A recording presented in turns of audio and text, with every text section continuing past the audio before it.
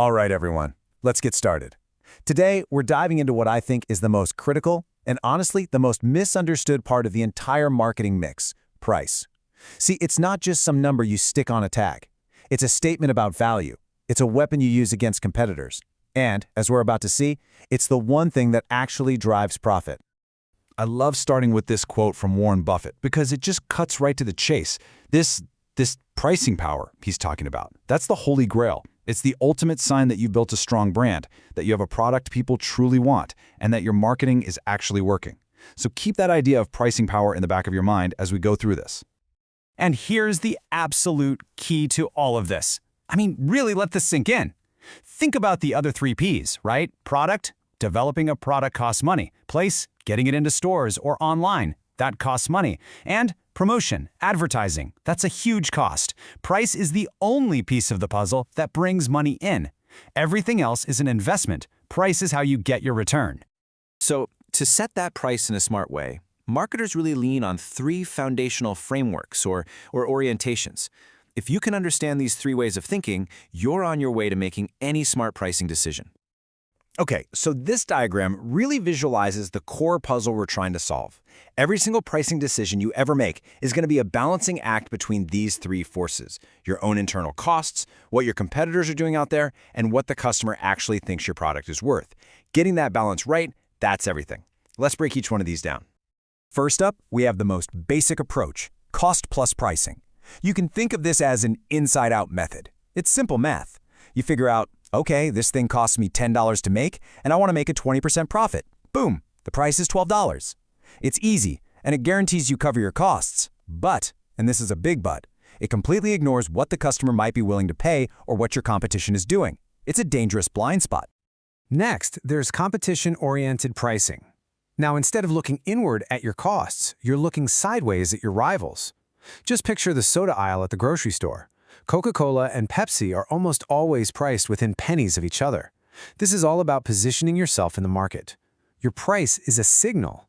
Are you the premium choice, the budget option, or are you running with the pack? And finally, we get to the most sophisticated and really the most powerful approach, customer orientation. We also call this value-based pricing.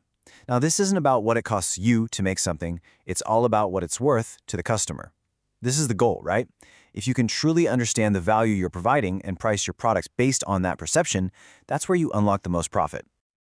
Okay, so we've got those three big frameworks in our heads. Now let's open up the marketer's toolkit and look at some of the specific strategies you're going to see out there in the real world.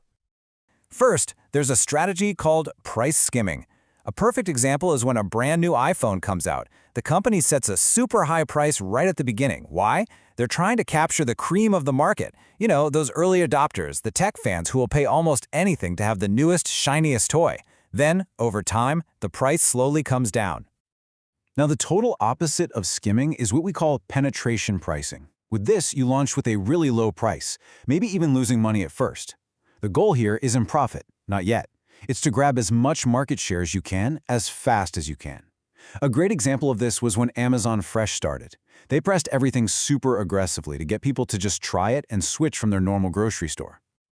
And this one, I'm sure you all know this one, freemium. Think about Spotify or Dropbox or so many apps on your phone. They give you a really solid basic product for free. They get millions and millions of people using it, hooked on it, and then they offer you a premium version with extra features, no ads, more storage. It's a brilliant way to build a huge audience and then convert your biggest fans into paying customers. Now, this is a really important idea. It's called the price waterfall. That price you see on the sticker, the list price, that's almost never what the company actually puts in its bank account.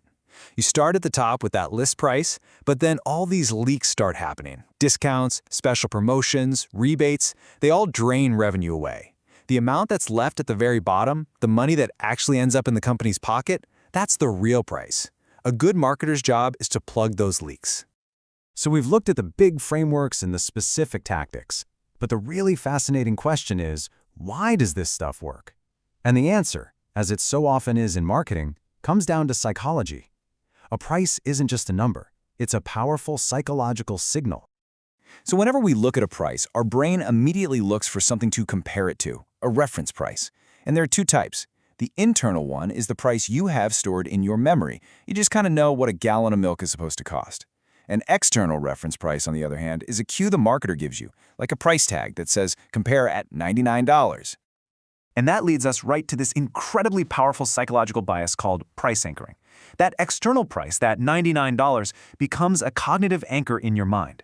So when you see the sale price next to it, say $59, your brain doesn't just evaluate $59 on its own. It sees it as a fantastic deal because it's anchored to that much higher number. It's an incredibly effective tool. Okay, let's take all of these concepts and pull them into right now, into the 21st century.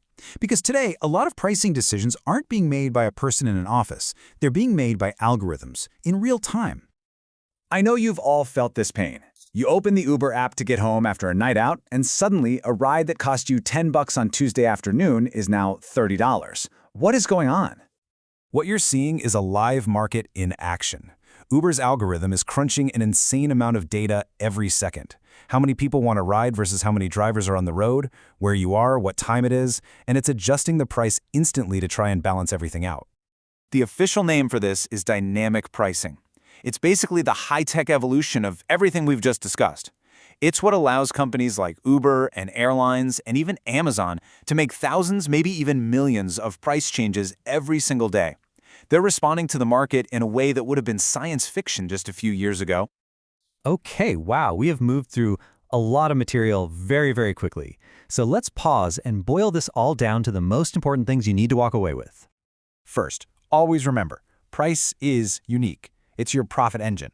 Second, the best pricing strategies always find that sweet spot, that balance between your costs, your competition, and your customer's sense of value. Third, don't ever underestimate psychology. Things like anchoring have a huge impact on how customers see your price. And finally, you have to realize that technology is completely changing the game, making pricing more intelligent and more immediate than ever. And I'll leave you with a final thought to chew on. This dynamic pricing stuff, it's incredibly efficient for a business, but when a secret algorithm is using your data to set a price just for you, a price that might be totally different from the one it offers the person standing right next to you, is that fair? It's a huge ethical question, and it's one you'll be dealing with both as a consumer and as a future marketer. Thanks, everyone.